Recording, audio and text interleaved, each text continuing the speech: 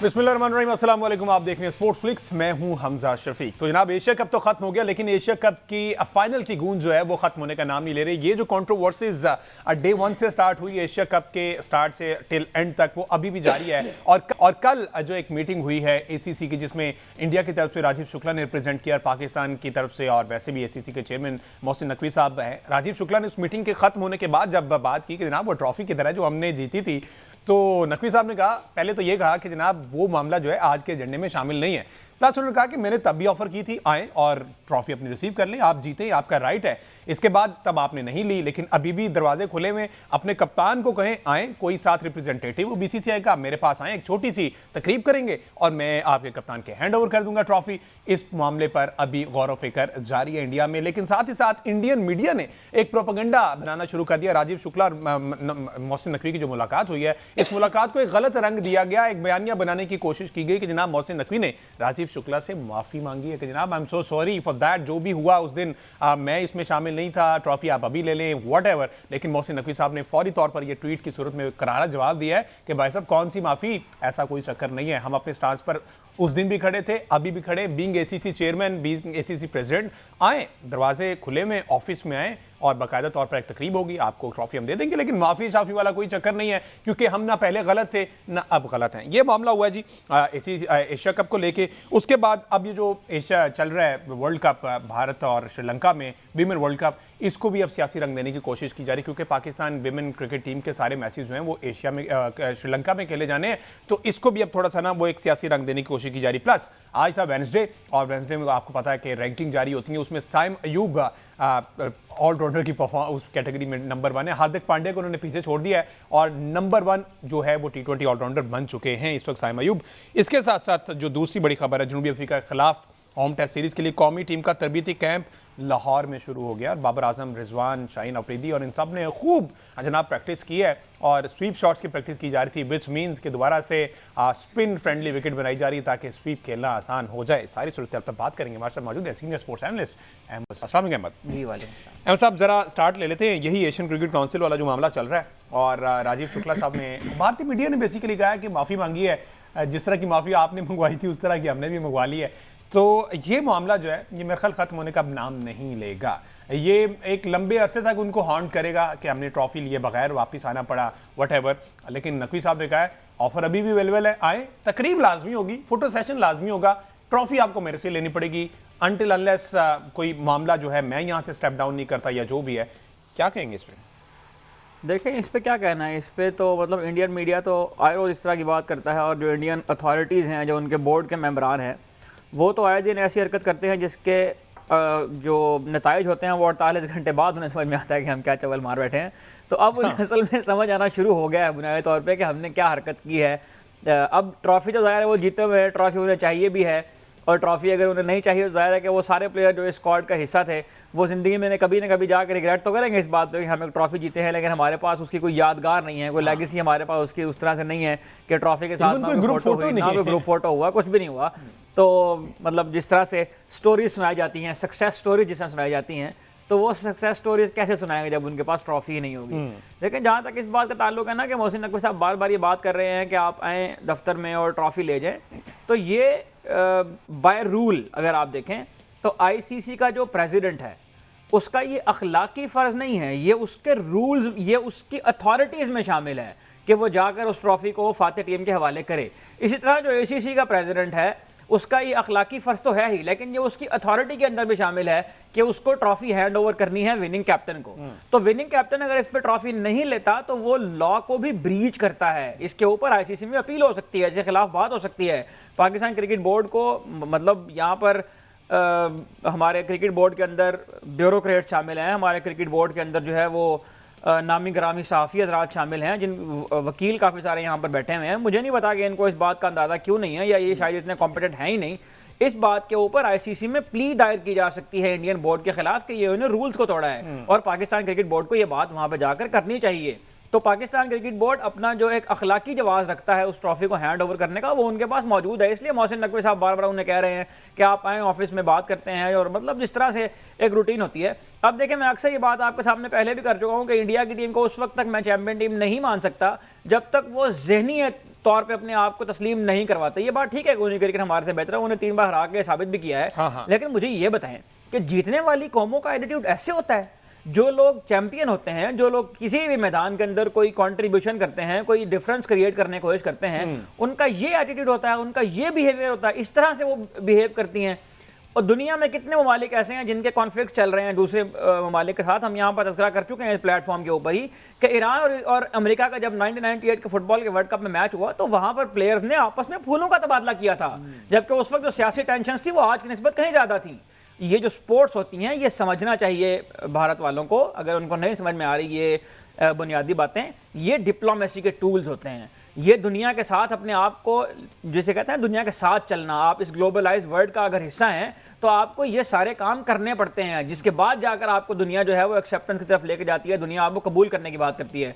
तो भारतीय team unfortunately जीतने के बावजूद भी अपने आप को ज़हनी एतबार से चैंपियन टीम साबित नहीं कर पाई है, और यही हरकत उनका मीडिया कर रहा है। जो आज आपने जिसका तज़किरा किया आपने इस बात का, एक इंडियन अखबार ने जो है वो ये दावा किया है कि मोहसिन नकवी साहब ने जो है माफ़ी मांग ली है अपने रवैये पर, और शर्मिंदगी का इजहार किया है उन्होंने। और भाई अगर माफ़ी मांग ली होती है, शर्मिंदगी का इजहार किया होता तो वो ट्रॉफी भी साथ ही भिजवा देते। तो अगर आप इतने जोगे हैं कि आप मोहसिन नकवी से माफ़ी मंगवा सकते हैं और आप अपनी मर्जी के बलबूते पे, आपने जोर के ज़बरदस्ती के बलबूते पे ट्रॉफी ले सकते हैं, तो आगे लेके दिखाएं। आपको ट्रॉफी उसी अंदाज में मिलेगी जिस तरह ट्रॉफी दी जाती है, और ट्रॉफी देने का एक प्रोटोकॉल है, उस प्रोटोकॉल को फॉलो किया जाएगा। आप आइए, आप ट्रॉफी जीते हुए ट्रॉफी लेके चले जाएं आप। हाँ, लेकिन ये जोर जबरदस्ती और झूठी अफवाहों, और जहां भी भारतीय मीडिया की जहां भी बात आ जाए तो मेरा ख्याल है कि हमें उसको बहुत ज्यादा लिफ्ट नहीं करवाना चाहिए। वो तो उनके अपने लोग भारतीय मीडिया की बात की है ना कि उसको लिफ्ट नहीं करना चाहिए। भारतीय साफी ने ये लिखा हुआ है और कह रहा है कि ऐसा होगा। उसने कहा है कि वर्ल्ड कप में पाक भारत मैच में वही होगा जो एशिया कप में हुआ है। उन्होंने अपने बयान में कहा है कि विमेन वर्ल्ड कप में भी पाक भारत मैच के मौके पर हाथ नहीं मिलाए जाएंगे। ये विमेन क्रिकेटर्स भी जो है ना वो एक रिवायत जारी रखी जाएगी। तो ये तो फिर चीज़ें तूल पकड़ जाएंगे ना। ये तो अब फिर आगे जिसके साथ लगती है तो वो यही तरीक़ाकार इख्तियार करेगा। लेकिन पढ़ी लिखी कौमें जो सुलझे हुए लोग हैं वो मेरे ख्याल ऐसा नहीं देखें। ये बात हमने पहले भी यहाँ पर की हुई है ना कि जो प्रेसिडेंट आपने सेट किया है ना, ये ऐसा नहीं है कि इस एशिया कप के अंदर खत्म हो जाएगा। बल्कि अब आप देखेंगे जितने भी इवेंट्स होंगे आगे, पाकिस्तान इंडिया से बात आगे निकल के दूसरी टीमों तक भी अब बात आएगी। आप देख लीजिएगा, हम जो फ्यूचर टूर्नामेंट्स हो रहे हैं उनके बारे में पहले से ही हम इसके बारे के जहनी तौर पर तैयार हैं कि जो भी अब मामलात होंगे ना क्रिकेट के फील्ड के अंदर, क्योंकि क्रिकेट को इतना पॉलिटिसाइज कर दिया गया है, क्रिकेट के अंदर इतना ज़्यादा इन्फ्लुएंस आ गया है सियासत का, और ऊपर से लेकर नीचे तक जितनी भी अथॉरिटीज़ हैं उन सारों को आप देखें तो इनमें ये वही लोग इन अथॉरिटीज़ को चला रहे हैं जिनका इनडायरेक्टली या डायरेक्टली सियासत के साथ कहीं ना कहीं ताल्लुक है। तो जब चीज़ें पॉलिटिसाइज होती है ना तो उसके फिर असरात दूर रस होते हैं। ये नताइज अभी तो आना शुरू हुए हैं ना, ये तो अभी आगाज है। बिल्कुल ठीक है। तो जितने भी आगे इवेंट होंगे क्रिकेट के उनमें आप देखेंगे बाकी पाकिस्तान इंडिया के अलावा बाकी ममालिक भी आहिस्ता आहिस्ता आपको करते हुए नजर आएंगे। बिल्कुल ठीक है। एक ब्रेक लेने जी, ब्रेक बाद वापस आते हैं तो जरा जनूबी अफ्रीका की तैयारियों के हवाले से प्लस रैंकिंग में साइम अयूब साहब नंबर 1 आ गए हैं, बैटिंग के साथ नहीं बॉलिंग के साथ। ये क्या मामला, इस पर बात करते हैं ब्रेक बाद से।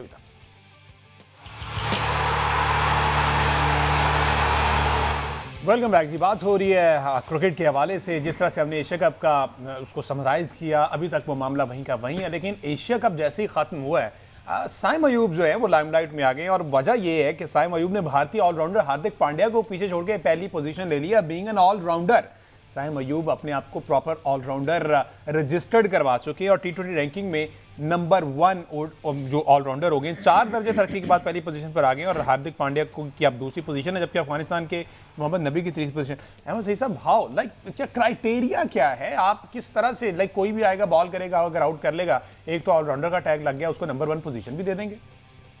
देखें, सबसे पहली बात तो ये है कि ये जो रैंकिंग होती हैं ये वीकली अपडेट की जाती हैं, और वीकली जो रैंकिंग अपडेट होती है उसमें जाहिर है कि जो रिसेंट मैचेज हैं वो ज़्यादा काउंट किए जाते हैं।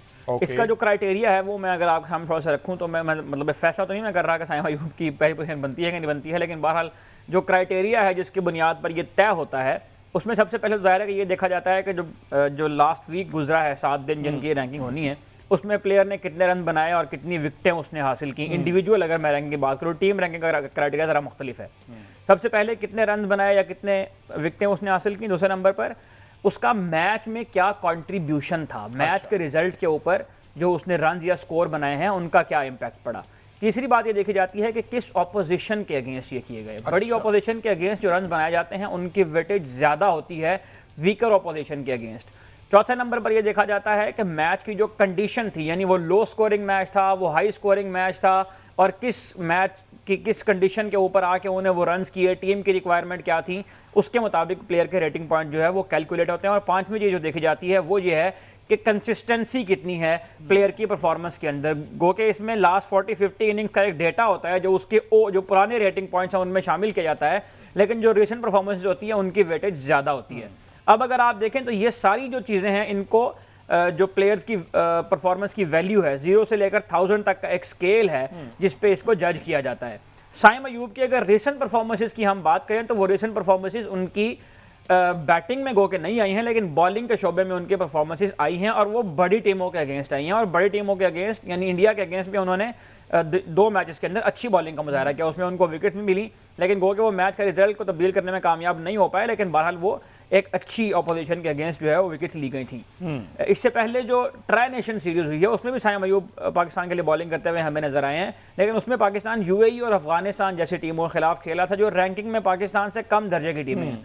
रैंकिंग में जो आपसे अब पाकिस्तान चूंकि 7वें नंबर पर है, ये जो प्लेयर आपको नजर आते हैं ना, अच्छा, अभी हमने फाइनल के लिए हमारी रैंकिंग बेहतर हो जाएगी अगर देखें इंडिविजुअल रैंकिंग से मैं पहले बात करूं। अच्छा। तो देखें जो इंडिविजुअल नाम आ रहे हैं ना हमारे, पाकिस्तान से ऊपर जितनी भी टीमें हैं जो टॉप 6 टीमें हैं, उनमें से किसी टीम के खिलाफ कोई भी पाकिस्तानी प्लेयर अगर परफॉर्म करेगा तो उसको ज्यादा रेटिंग पॉइंट मिलेंगे, ठीक है, क्योंकि वो रैंकिंग में पाकिस्तान से बेहतर टीम है। और जो टीमें पाकिस्तान से लोअर रैंक की हैं उनमें अगर परफॉर्म करेंगे तो उसकी उतनी ज्यादा वेटेज नहीं होगी जितनी अपने से बेहतर टीमों के साथ करने के लिए होगी। तो इसलिए आपको पाकिस्तान के प्लेयर यहाँ पर नजर आते हैं कि उनमें से किसी भी एक टीम के खिलाफ अगर कोई प्लेयर अच्छी कारकर्दगी का मुजाहरा करे तो उसके रेटिंग पॉइंट्स एकदम जो है वो बढ़ जाते हैं। जिस तरह आज की रैंकिंग में भी अगर आप देखें तो साहबजादा फरहान जो है वो 11वें नंबर पर आ गए हैं बैटर्स की रैंकिंग में। शाहीन आफरीदी जो है वो भी 12-14 दर्जे उनकी 14वें नंबर पर वो आ गए, गालिबन उनकी 12 जो दर्जे है वो तरक्की हुई है रैंकिंग के अंदर आज। तो ये सारी इस वजह से हुई है कि इंडिया की टीम, श्रीलंका की टीम, ये पाकिस्तान से बेहतर रैंकिंग रखती हैं। तो पाकिस्तान के जो जिन प्लेयरों ने इनके खिलाफ परफॉर्म किया है वो आपको रैंकिंग में अच्छे नजर आ रहे हैं इस वक्त।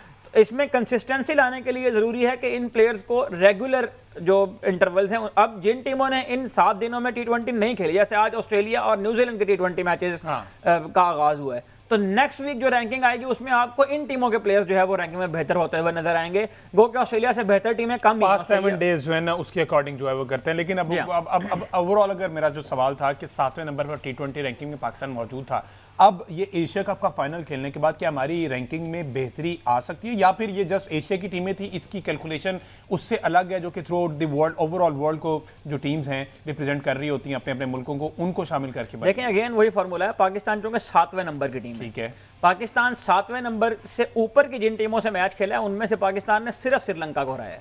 इंडिया से पाकिस्तान तमाम मैचेस हारा है। उसके अलावा पाकिस्तान जिस भी टीम से खेला है वो पाकिस्तान से लोअर रैंक की टीम है। बांग्लादेश को पाकिस्तान ने हराया, पाकिस्तान ने ओमान को हराया, पाकिस्तान ने यूएई को हराया, उससे पहले ट्राई नेशन सीरीज में पाकिस्तान ने अफगानिस्तान को हराया। तो ये सारी टीमें वो हैं जो रैंकिंग में पाकिस्तान से नीचे की टीमें हैं। पाकिस्तान ने अपने से ऊपर की टीमों को जब हराना शुरू करेगी, ये जो रैंकिंग हमारी कम हुई है ना, इसकी भी एक रीजन ये है कि हम इस तरह की टीमों के साथ ही खेलते आ रहे हैं ना मुस्तकिल। हम बांग्लादेश से खेल रहे हैं, हम उनको सीरीज हरा भी दें तो हमारे रेटिंग पॉइंट में फर्क नहीं पड़ता। हम जिम्बाब्वे से खेलते हैं, हम आयरलैंड से खेलते हैं, वेस्ट इंडीज भी हमारे से कम दर्जे की टीम है T20 में, और हम इस तरह की टीमों से चूंकि खेलते आ रहे हैं। पाकिस्तान जब साउथ अफ्रीका को हराएगा, जब ऑस्ट्रेलिया को हराएगा, जब इंडिया को हराएगा, जब श्रीलंका को हराएगा, तो पाकिस्तान की रेटिंग पॉइंट में इजाफा होगा और पाकिस्तान की टीम रैंकिंग में तब इजाफा होगा जब पाकिस्तान इनको हराएगा। अच्छा, अब लैंड ऑफ पेसर्स आपको पता है, मैं सही सब कहा जाता था कहीं माजी में, याद है हमें, लेकिन आपको पता है कि हमारे जो प्राइम टाइम बॉलर्स हैं, हमारे प्रीमियम बॉलर्स जो हैं, जो हमारी बैकबोन है इस वक्त टीम में, जनाब इज्जत माब हारिस रऊफ साहब जो हैं वो 33वें नंबर पर मौजूद हैं, ठीक है। उसके बाद शाहीन शाह अफरीदी जो हैं वो 14वें नंबर पर मौजूद है। अगर स्पिनर की बात की जाए तो अबरार अहमद 7वें नंबर से टॉप 10 में माशाल्लाह आ तो गए, अबरार चौथे 7वें पर गए, लेकिन हाँ, और अच्छा ये तनजली हुई है, ठीक है, 4थे से 7वें नंबर पर चलें टॉप 10 में। तो लेकिन ये जो 2 हमारे नगीने हैं, ये जो हीरे हैं जिन पर हम बहुत ज़्यादा डिपेंडेंट हैं और इनको हम स्पेशलिस्ट कहते हैं इस क्रिकेट का शॉर्टर फॉर्मेट, इन पर टैग लगा ना, इनके कोच ने कहा था कि जनाब इनको तो तैयार ही मैंने इसलिए किया था कि सिर्फ 4 ओवर करवाएं, इसके अलावा इनका कुछ नहीं।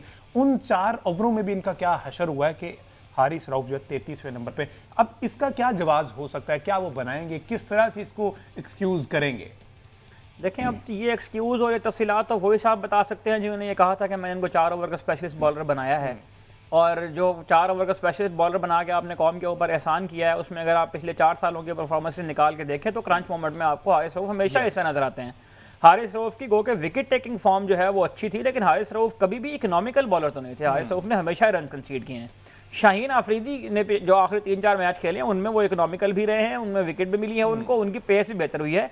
लेकिन हारिस रऊफ की अगर बात करें तो ये कोई नया पाकिस्तान क्रिकेट के सामने तो ये केस स्टडी नहीं है। हारिस तो हमेशा ही ऐसे होते हैं। तो इस सिचुएशन में कप्तान को ये देखना था, कोच को ये देखना था कि हारिस रऊफ के ओवर वहां करवाए जाएं जहां पर आपको विकेट लेनी है। और ये बात 2023 के वर्ल्ड कप से हम इस प्लेटफॉर्म के ऊपर कर रहे हैं कि हारिस रऊफ एक ऐसा बॉलर है कि जो विकेट टेकिंग ऑप्शन है, लेकिन हारिस रऊफ को आप रन रोकने वाली सिचुएशन में बॉलिंग नहीं करवा सकते। वहां पर आपको स्पेशलिस्ट बॉलर चाहिए डेथ ओवर का, और हारिस रऊफ को स्पेशलिस्ट ओवर बॉलर नहीं है। हारिस रऊफ उन विकेटों के ऊपर जहां पर पीएसएल में 200 रन बनते थे वहां पर ही आते थे बॉलिंग करने, और वहां पर अगर वो 40 रन देकर 3 खिलाड़ी आउट कर जाते थे तो वो मैटर करता था, क्योंकि वो 3 विकेटें ले गए हैं। तो फिर वो जो रन वाला खाना है उसके ऊपर किसी की नजर नहीं पड़ती थी। ठीक है जी, लेकिन यहाँ पर सिचुएशन ऐसी थी कि आपको रन भी रोकने थे और विकेटें भी लेनी थी, तो हारिस रऊफ यहाँ पर आपको नाकाम होते हुए नजर। ठीक है जी, मुझे एक ब्रेक लेना जी। ब्रेक के बाद वापस आते हैं तो ये तरबियती कैंप लगा हुआ है जिसमें बाबर आजम रिजवान और शाहीन शाह अफरीदी जो है वो खून पसीना एक कर रहे हैं। कम बैक करने की पूरी तैयारी है बाबर और रिजवान की। लेट्स सी क्या बनता है। एक ब्रेक के बाद इनको डिस्कस करते हैं। Stay with us.